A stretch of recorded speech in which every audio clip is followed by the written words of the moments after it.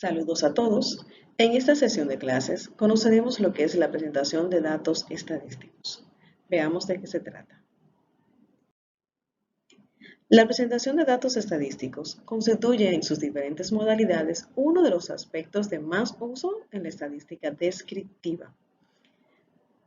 Para la presentación de datos podemos utilizar tablas o cuadros, gráficos y figuras. El uso de uno u otro vendrá determinado por el tipo de comunicado, pero todos ellos deben seguir unas reglas para su elaboración. Un gráfico ayuda al análisis de datos de manera que se puedan encontrar tendencias importantes que ayudarán en la toma de decisiones. Existen tres formas diferentes de representar los datos estadísticos. Está la presentación escrita, presentación tabular y presentación gráfica. La presentación escrita es una forma en la que se presentan las informaciones y se usa cuando una serie de datos incluye muy pocos valores, por lo cual resulta más apropiada la palabra escrita como forma de describir el comportamiento de los datos. Si no hay muchos datos, es más fácil escribir que el 98% de los habitantes de cierta población van al cine los fines de semana. O sea, si solo es una línea, no hay por qué hacer un gráfico para representar pocos datos, sino que se utiliza la presentación escrita. Otra forma de representación de los datos es la presentación tabular. Una tabla es la exposición de una serie de datos interrelacionados entre sí. Podríamos decir que es la imagen de los datos. Los datos se presentan a través de un conjunto de filas y columnas que responden a un ordenamiento lógico.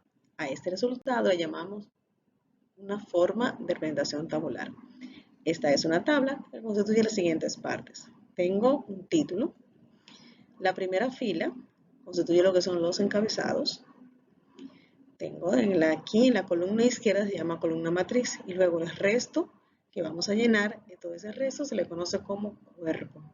Al final colocamos la fuente donde fue extraído los datos y unas notas al pie si es necesario. Como ejemplo tenemos esta presentación escrita. Habla de la población en el Distrito Nacional, la población en Azua, Barahona, Duarte, Puerto Plata, y como vemos está desde los años 1950 al 1993. Es de difícil comprensión y difícil lectura, pues para ello vamos a hacer una presentación tabular. Tenemos aquí la tabla, ya colocamos lo que son la parte de los encabezados y colocamos la matriz principal. Es cuestión de rellenar los campos con las informaciones que nos proporcionó la palabra escrita. Tengo el título, población de algunas ciudades de República Dominicana desde el 1950 al 1993. Dice que la población del Distrito Nacional en el 1950 fue de 239.464 habitantes. Y aquí, en su rango, pues colocamos el valor. Asimismo, ubicaremos la cantidad de habitantes para el 1960. La del 70, la del 81 y la del 93. Es organizar los datos que ya fueron presentados. Continuamos con Azua. Eso es lo que nos dice. En Azua, en el 1950 fue de 50.608. Pues se coloca en su parte la del 60, 70, 81 y 1993. Seguimos leyendo entonces lo que nos indica para Barahona. En Barahona, en el 50 tenía 62.166 personas. Y así consecutivamente rellenamos los estándares en cada año. Seguimos con la provincia de Duarte.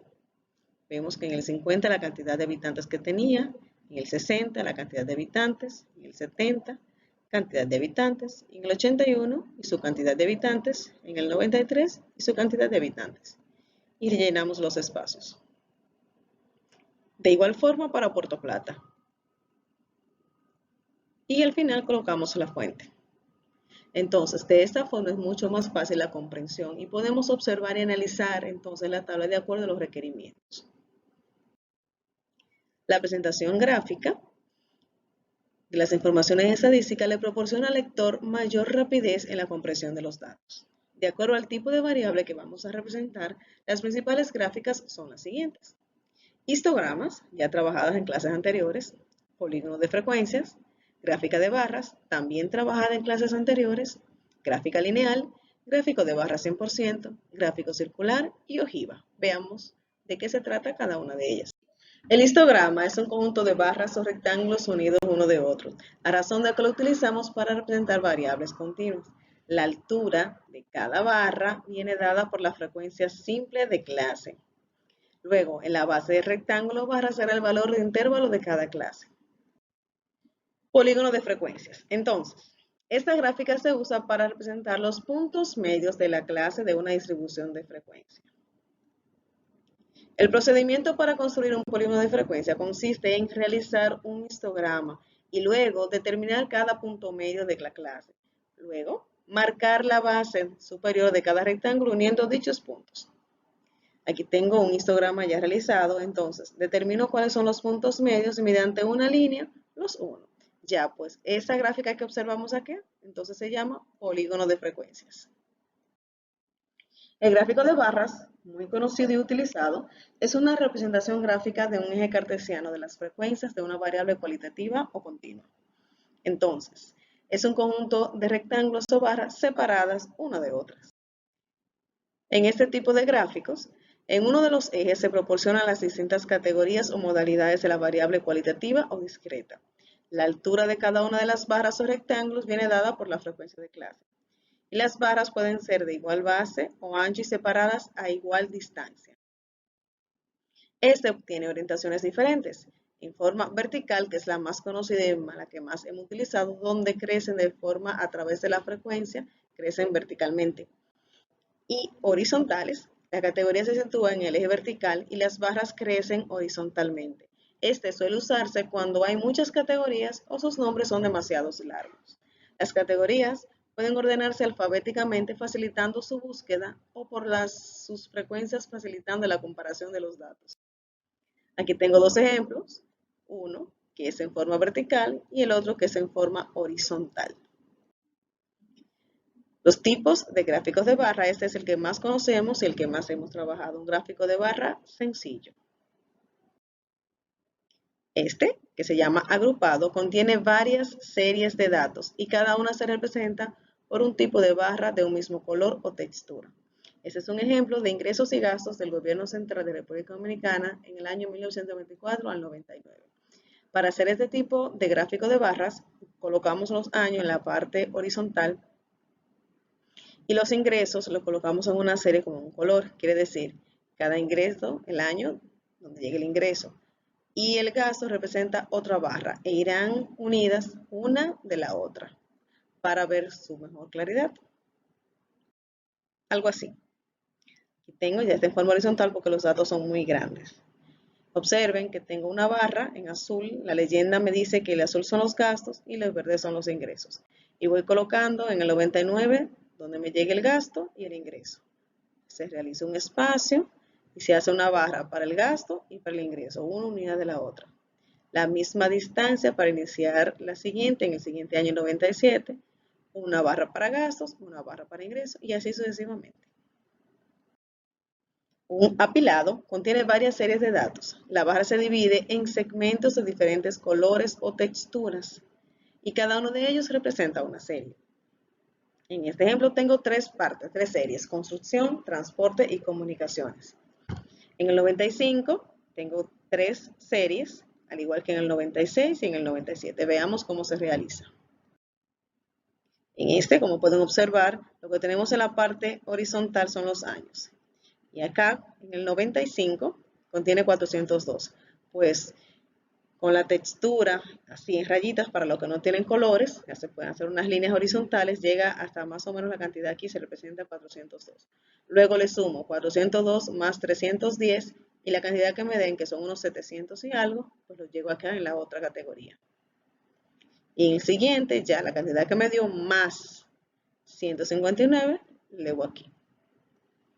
Repito el proceso para el 1996. Lo subo hasta la primera categoría de construcción, 501.6.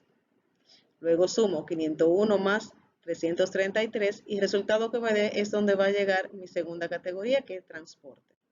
Y al final sumo el resultado más este, y aquí tengo la última. Entonces eso es un gráfico de barras compilado y me demuestra de forma más rápida cómo se pueden leer esos datos y dónde está el gasto mayor.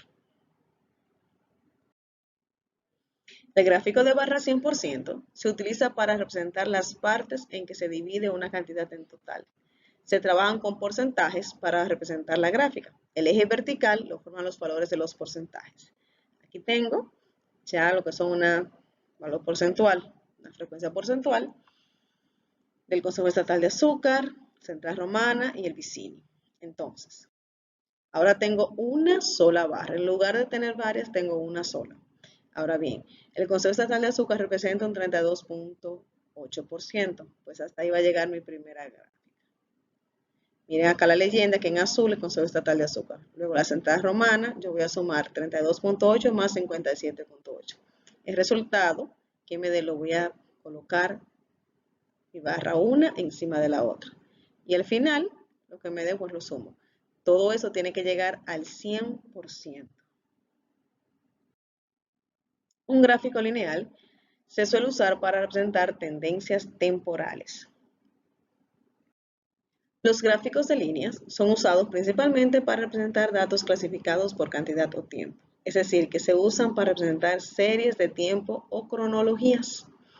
En el eje horizontal se ha de posicionar la variable que indica las unidades de tiempo y en el vertical se introducen las escalas de variables cuya variación en el tiempo queremos ver.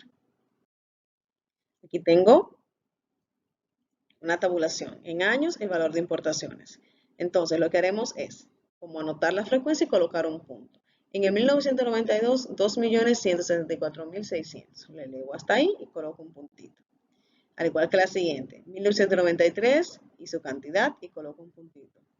Ya que he colocado cada una de las frecuencias, entonces, mediante una línea, representando los datos, al unirle a todas se forma lo que es el gráfico lineal.